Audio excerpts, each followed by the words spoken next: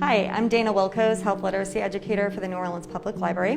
Welcome to our virtual How Do You Cook Dat program in partnership with Xavier University and the Broadmoor Improvement Association. And it's sponsored by the Network of National Library of Medicine's All of Us Community Engagement Network. Please be sure to check out nolalibrary.org for more virtual programming and e-resources, including how you can find information to sign up for a 45-minute in-person library session at a branch near you. Today we're joined by Gioia Barconey of Liberty's Kitchen and owner of Greezy NOLA Catering, as well as Dr. Nabila Faridi, pharmacy resident at the Xavier University College of Pharmacy, as well as Jade and Jasmine, students at the Xavier University College of Pharmacy. Today, Gioia is going to be presenting us with a recipe using items from the Broadmoor Improvement Association Food Pantry. The pantry is co-operated with the Broadmoor Community Church and Second Harvest. It's open on Mondays from 10 to 12 and Wednesdays from 1 to 3. Are you guys ready for a fall-inspired meal? Yes. All right. Alright, so today we're going to be making a skillet garlic and rosemary chicken with a fall hash. Out of your box, you're going to need some apples, 1 clove of garlic, 3 to 4 plums, some potatoes. You'll also need some chicken, garlic powder, onion powder, pepper, nutmeg, salt, rosemary, and Creole seasoning. You'll also be needing olive oil and some unsalted butter. And Dr. Faridi, can you tell us a little bit more about olive oil? So one of the things from this recipe is when we use butter in the pan to cook the chicken, we could replace it with olive oil. And the benefit of replacing the butter with olive oil or doing a 1-to-1 ratio is to reduce the saturated fats in the recipe. And now we're going to talk about healthy and unhealthy fats. We have our students from Xavier University of Louisiana College of Pharmacy. Some healthy fats that we have. First we have monounsaturated fats, polyunsaturated fats, and omega-3s. So polyunsaturated fats, these are mostly found in plant-based oils. Therefore, sunflower seeds are a really good source of polyunsaturated fat. Monounsaturated fats, these can be found in seeds as well, so sunflower seeds can contain these. Omega-3 oil, that's also a healthy fat for you, so some omega-3 fat can come from fish. And the good thing about healthy fats, these can decrease your risk of high cholesterol as well as type 2 diabetes. Your unhealthy fats usually include your saturated fats and your trans fats. Saturated fats can be found in animal sources such as the red meat, poultry, and full-fat dairy products.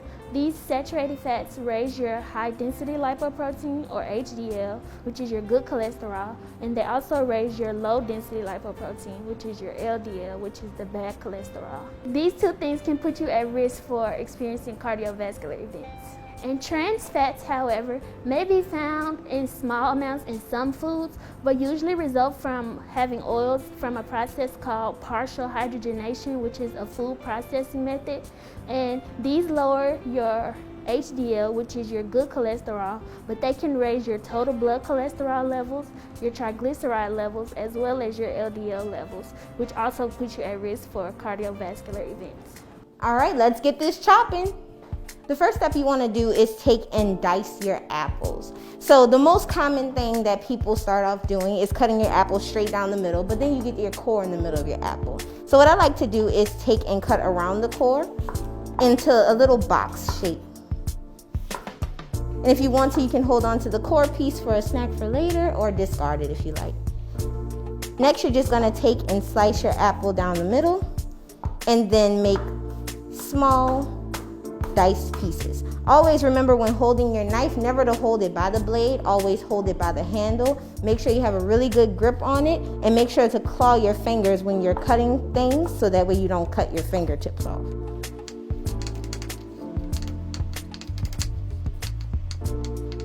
And then once you have diced your apple, you can put it into a small mixing bowl. Next, you're going to cut your plums. Same thing as before with your apples. Your plums have a small seed in the middle, so you want to cut around it. Plums are really soft, so people tend to bear all of their weight down when they're cutting. So try not to use the weight on your blade, use the weight on your wrist. Instead of pressing down with the blade, you want to just press down with your wrist and glide your wrist along the fruit or vegetable that you're cutting, especially if it's super soft.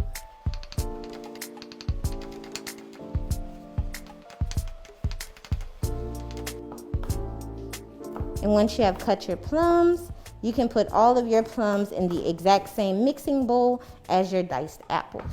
The next thing we want to cut is potatoes. So a lot of common mistakes people make with potatoes is they want to cut them anyway. You need to get a flat surface because potatoes are round. So what you want to do is take your potatoes and slice them vertically, and then flip them over to the flat side, slice them vertically again, and then slowly cut small pieces. And these small pieces you can also add to your mixing bowl with your apple and your plum. So what most people do when they get a bulb of garlic and they peel off the cloves that they need is they cut the end off and then peel all around it until they get to the part that they need. An easier way that you can do this, and also making sure that you're really safe when you're doing it, is using the blade of your knife, laying it flat on top of the garlic, and the palm of your hand, the bottom palm, and just slightly, and your garlic should smush open and you can peel all of the skin from around it. The next thing you want to do is prep your chicken. So I have here boneless, skinless chicken thighs. Feel free to use chicken breast if you like. And what you want to do is basically clean off any of the excess skin or fat that's along the side of the thighs. So you want to take your knife and gently run it across any part that you want to remove from your chicken. If you have a really sharp knife, please be careful of your fingers. And I'm using just the tip of my knife because it helps me guide. So the tip of your knife when you use it is almost like using a pencil versus the back of your knife, which is almost like using a saw. Well, now that everything's chopped and ready, let's kick our fall into full gear. So now it's time to cook our hash. So to your pan that should be on medium-high heat, you're gonna add 2 tablespoons of olive oil. All of our mixture from before, which is your potatoes, your plums, and your apples. A 1/4 teaspoon of salt, a 1/4 teaspoon of pepper, and a 1/4 teaspoon of nutmeg. Give it a stir and cook it in your saucepan for about 7 to 10 minutes until it's nicely brown. And then we're gonna finish these off in the oven. So while your hash is cooking, the next step that you can do is go ahead and start the cooking process on your chicken. To my pan, I'm going to add about 2 tablespoons of unsalted butter. After your butter has melted, you can add in your boneless, skinless chicken thighs, your garlic.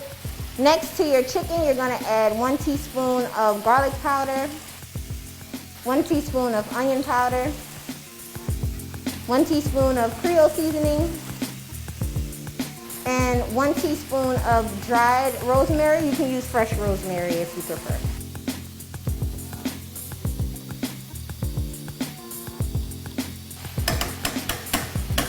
After 7 minutes on the stove, add our hash to a sheet pan. Spread them out evenly to make sure that they cook evenly. And then you can put them into your oven at 365 for about 12 to 15 minutes. While that's in the oven, the chicken is gonna cook in the pan for about 12 to 15 minutes, or about 7 minutes each side until it's cooked thoroughly. So if you're fortunate enough to have a meat thermometer at home, you wanna check your chicken for doneness at the thickest part of the chicken and right in the middle, and your chicken temperature should be 165. If you don't have a meat thermometer, what you could do is cut your chicken thighs or chicken breast open, and you're looking for all white meat, no translucent or pink pieces of meat inside. So our hash is ready to come out of the oven. And now, plate it and serve it. So first you can put a little bit of hash on your plate. And you want to place your chicken thighs or chicken breasts right on top. And then you want to get any pan drippings that you have left, such as your garlic and your rosemary, right on top. So this is a plate I definitely eat, but can Dr. Faridi just give us a little more of what a portion size would look like? So the appropriate portion size for 1 serving is 3 ounces of chicken breast. So this is 1 serving.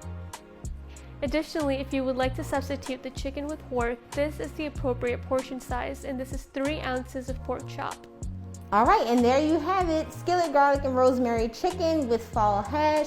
It goes great with apple cider. And if you decide that you want to try pork instead of chicken, you're more than welcome to. Thank you for watching this video. Please leave a comment in the box below. Let us know what you think. Thank you to all of our partners. Thank you to our guests today who helped me from Xavier.